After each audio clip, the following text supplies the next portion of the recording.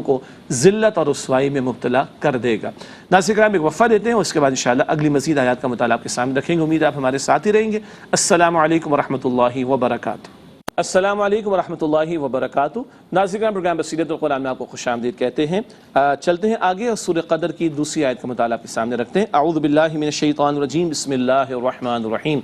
وما ادراک ما لیلۃ القدر، سورہ قدر کی آیت نمبر 2، اس کا مفہوم و ترجمہ، اور آپ کیا سمجھے کہ شب قدر کیا ہے۔ اس آیت کا ترجمہ ہوا، تشریح میں ایک ہی نقطہ ہے۔ اس سوال سے اس رات کی عظمت و اہمیت کی طرف توجہ دلانا مقصود ہے۔ یہ جو انداز ہے نا، کیا آپ کو معلوم ہے کہ اس کی قدر کیا ہے؟ آپ کو معلوم ہے کہ قدر کی شب قدر کیا ہے؟ یہ انداز سننے والوں کو متوجہ کرنے کا ہے، کیونکہ عظیم رات کی عظمتیں آگے بیان کی جا رہی ہیں۔ اگلی آیت ہے سورہ قدر کی آیت نمبر 3، لیلۃ القدر خیر من الف شہر۔ اس آیت کا مفہوم ترجمہ، شب قدر 1000 مہینوں سے بہتر ہے۔ یہ آیت نمبر 3 کا ترجمہ ہوا، تشریح کے وعدے سے پہلا نقطہ اسکرین پر ملاحظہ فرمائیے گا۔ یہ وہ رات ہے جس کی عبادت 1000 مہینوں کی عبادت سے بڑھ کر ہے، 1000 مہینوں سے بڑھ کر ہے، ٹھیک ہے؟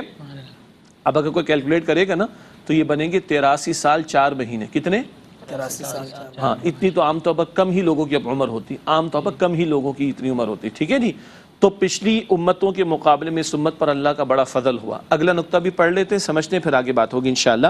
امت مسلمہ پر اللہ تعالیٰ کا کرم، مختصر اعمال پر اجر عظیم کی بشارت۔ سبحان اللہ، پچھلی امتوں میں ایسا بھی دور گزرا کہ سینکڑوں برس کی عمر ہوتی تھی، اور کبھی کبھی کوئی خاتون آ کر نبی سے دعا کراتی، میرے بچے تو 200-400 سال میں مر جاتے ہیں۔ کیا؟ 200-400 سال۔ ہاں ہاں ہاں، تو آپ دعا کہہ رہے ہیں میرے بچوں کو عمر طویل ملے، اللہ اکبر۔ تو پچھلی امتوں کی عمریں طویل تھی تو اعمال بھی زیادہ کیے ہوں گے نا، تو اجر بھی زیادہ ہو جاتا۔ لیکن اس امت پر اللہ کا فضل یہ ہوا کہ عمریں چھوٹی دی گئی، کم اعمال ہوں، کم وقت میں اعمال ہوں، اللہ تعالیٰ اجر کو بڑھا دیتا ہے۔ سبحان اللہ، کہتی نہیں امت، یا اللہ تو نے تو ہمیں ٹائم ہی 60-70 برس کا دیا، پچھلوں کو تو 500-500 سال کی عمر مل گئی، لو ایک ہی رات ایسی دے دی، اللہ اکبر، کہ جو 1000 مہینوں سے افضل قرار دے دی گئی ہے، جس کے 83 سال 4 مہینے بنتے ہیں۔ یہ کم از کم اس سے زائد کتنا افضل ہے وہ اللہ تعالیٰ ہی بہتر جانتا ہے۔ اب ہمیں اس چکر میں نہیں رہنا کہ وہ 83 سال 4 مہینے سے بڑھ کر 183 سال ہے کہ 283 سال ہے۔ اصل ایشو نہیں، اصل ایشو کیا ہے؟ جب یہ رات کی تلاش کرنے کا موقع آئے تو پھر اس میں زیادہ سے زیادہ اللہ تعالیٰ کی عبادت کی کوشش کی جائے۔ اگلی آیت سورہ قدر کی آیت نمبر 4، ارشاد ہوا، تنزل الملائکۃ والروح فیہا باذن ربہم من کل امر۔ یہ آیت نمبر 4، اس کا مفہوم ترجمہ، اس میں فرشتے اور روح الامین جبرائیل اپنے رب کے حکم سے ہر فیصلہ لے کر نازل ہوتے ہیں۔ یہ آیت نمبر 4 کا مفہوم ترجمہ ہوا، تشریح کے حوالے سے پہلا نقطہ، روح سے مراد حضرت جبرائیل علیہ السلام ہے، جن کو روح القدس یا روح الامین بھی کہا جاتا ہے۔ اگلا نقطہ، فرشتے حضرت جبرائیل علیہ السلام کے ساتھ اس رات زمین پر اترتے ہیں۔ فرشتوں کو نزول اور بھی اعتبارات سے ہوتا ہے، اس رات میں خاص ان کا نزول ہوتا ہے، اور علماء نے کئی باتیں بیان فرمائی، جن میں سے 2 باتوں کو اکثر علماء نے ذکر کیا اور مفسرین نے۔ ان میں سے اگلی بات جو آپ کے سامنے رکھ رہے ہیں وہ پہلی بات ہے فرشتوں کے نزول کے حوالے سے۔ وہ کیا ہے؟ اگلا نقطہ، اہل ایمان کے لیے دعائے رحمت و مغفرت بھی کرتے ہیں۔ سبحان اللہ، جو ایمان والے اس رات میں عبادت میں بندگی رب میں مصروف عمل ہوتے ہیں، یہ فرشتے ان کے لیے رحمت کی و مغفرت کی دعا بھی کرتے ہیں۔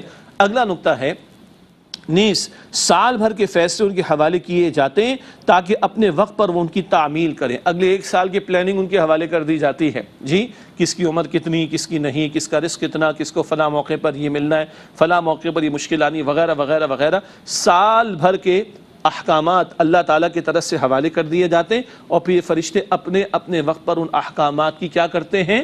تعمیل کرتے ہیں۔ یہ ہے جو خاص 2 باتیں، رحمت کی دعا بھی کرتے ہیں اور اعمال احکام جو ان کے حوالے کیے جاتے ہیں پھر ان کی تعمیل میں لگ جاتے ہیں۔ اس کے بعد اگلی اور آخری آیت ہے سورہ قدر کی آیت نمبر 5، ارشاد ہوا، سلام ہی حتی مطلع الفجر۔ اس آیت کا مفہوم ترجمہ، یہ رات فجر کے طلوع ہونے تک سلامتی ہی سلامتی ہے۔ آیت نمبر 5 کا مفہوم ترجمہ ہوا، تشریح کے والے سے پہلا نقطہ اسکرین پر ملاحظہ فرمائیے گا۔ اس رات رب کے حکم سے سلامتی نازل ہوتی رہتی ہے یہاں تک کہ طلوع فجر ہو جاتی ہے، یعنی صبح صادق کا وقت ہو جاتا ہے جب ہم سحری کرنا بند کر دیتے ہیں، ٹھیک ہے جی؟ تو یہ پوری رات کیا ہے؟ سلامتی ہی سلامتی کا معاملہ۔ ایک اہم عملی پہلو کیا ہے؟ اس کے حوالے سے اس رات کو ماہ رمضان کے آخری عشرے کی طاق راتوں میں تلاش کرنا چاہیے۔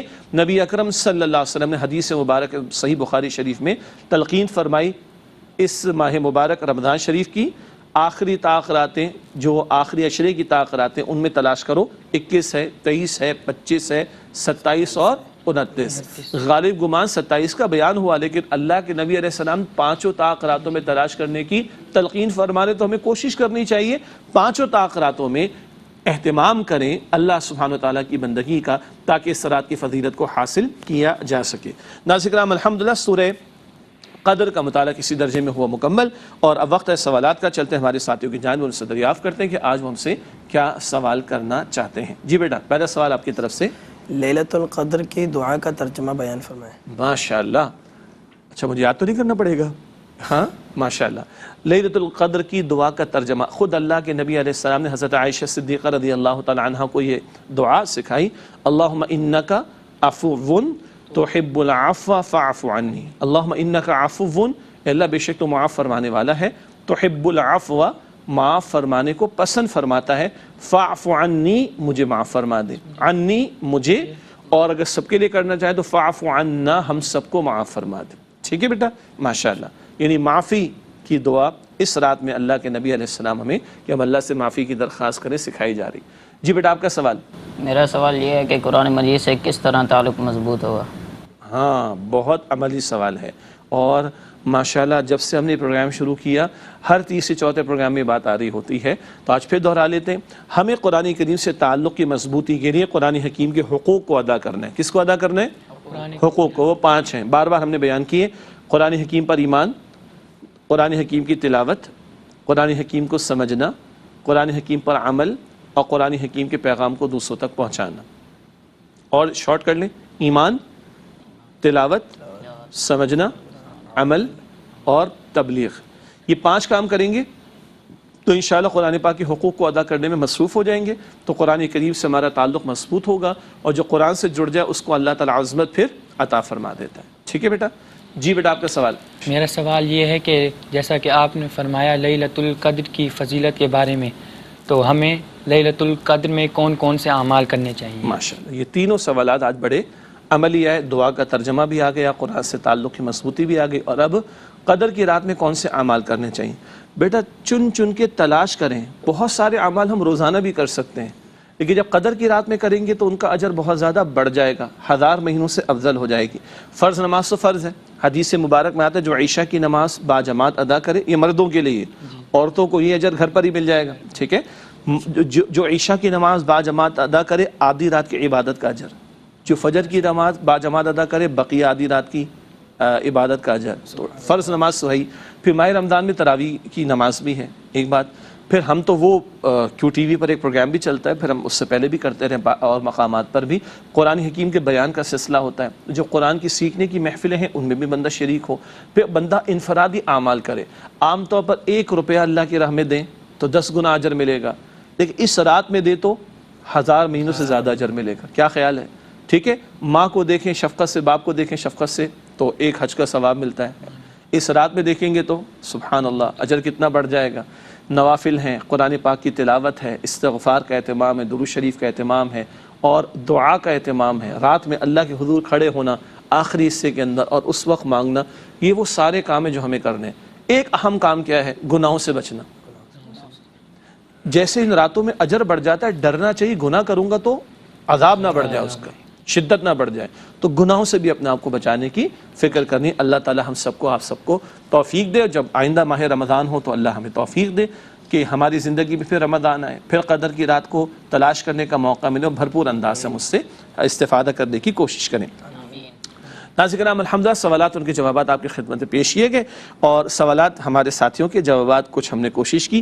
اس کے بعد چلتے ہیں پروگرام کے آخری لمحات، آخری مختصر سیگمنٹس ہوتے ہیں۔ سب سے پہلے قرآنی معلومات کا نقطہ۔ آپ کے علم ہے کہ ہم قرآن کریم کے شروع سے سورۃ الفاتحہ سے ایک ایک سورت کے مضامین کو مختصر بیان کرتے ہوئے آئے ہیں، اور اب آخری سورتوں کے مضامین ہمارے سامنے ہیں۔ قرآنی معلومات کے نقطے کے حوالے سے آج کا نقطہ، سورۃ النصر میں اللہ تعالیٰ کی طرف سے فتح یعنی فتح مکہ اور غلبہ دین کی بشارت بشارت نیز رب کا شکر بجا لانے اور استغفار کا اہتمام کرنے کی تلقین کی گئی ہے۔ فتح مکہ کا اعلان، غلبہ دین کا اعلان، اور پھر اللہ کی تسبیح کرنے، اللہ کی حمد کرنے، اللہ کے حضور استغفار کرنے کا اہتمام کرنا، اس کی تلقین کی گئی ہے۔ یہ سورۃ النصر ہے۔ اس کے بعد چلتے حاصل مطالعہ، 3 باتیں آج بھی یہ دیکھیں ابھی خلاصے کے طور پر۔ پہلی بات، شب قدر کی عبادت 1000 مہینوں کی عبادت سے بہتر ہے۔ اگلا نقطہ، شب قدر میں فرشتے اور حضرت جبرائیل علیہ السلام اپنے رب کے فیصلوں کو لے کر اترتے ہیں۔ اور آخری بات، شب قدر کی فضیلت اور سلامتی طلوع فجر تک جاری رہتی ہے۔ اللہ ہم سب کو توفیق عطا فرمائے، نصیب فرمائے۔ اس کے بعد جائزے میں کیا ہوتا ہے جی؟ اپنے اندر تھوڑا جھانکتے ہیں اور تلاش کرتے ہیں کہ ہم کہاں کھڑے ہیں۔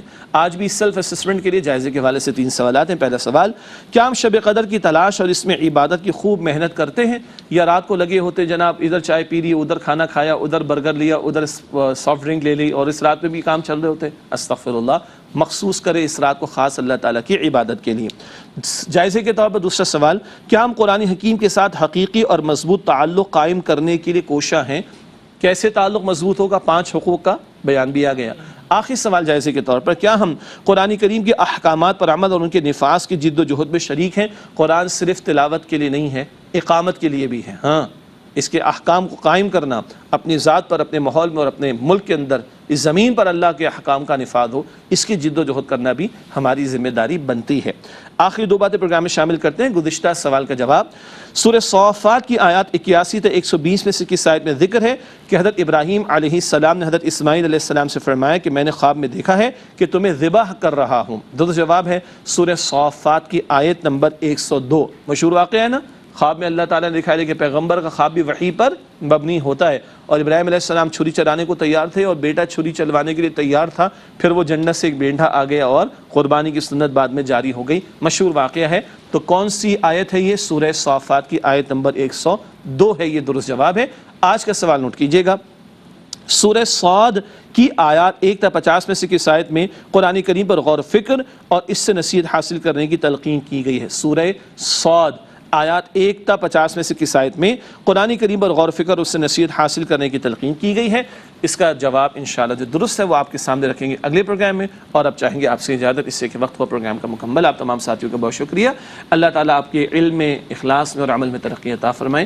ناظرین کرام، ہم سب کو، ہماری پوری ٹیم کو، ہمارے قاضی صاحب کو، تمام تعاون کرنے والوں کو، کیو ٹی وی کی انتظامیہ کو، تمام مسلمانوں کو اپنی دعا میں یاد رکھیے۔ اے اللہ سبحانہ و تعالیٰ ہمیں قرآن کریم سے محبت نصیب فرما، اس کے حقوق ادا کرنے کی توفیق عطا فرما، ہم آئندہ ماہ رمضان عطا فرما، قدر کی رات نصیب فرما، اور اے اللہ ہمیں جب تک مہلت ہے اس مہلت سے فائدہ اٹھا کر کل کی، ہمیشہ کی آخرت کی زندگی کی تیاری کی توفیق عطا فرما، آمین یا رب العالمین۔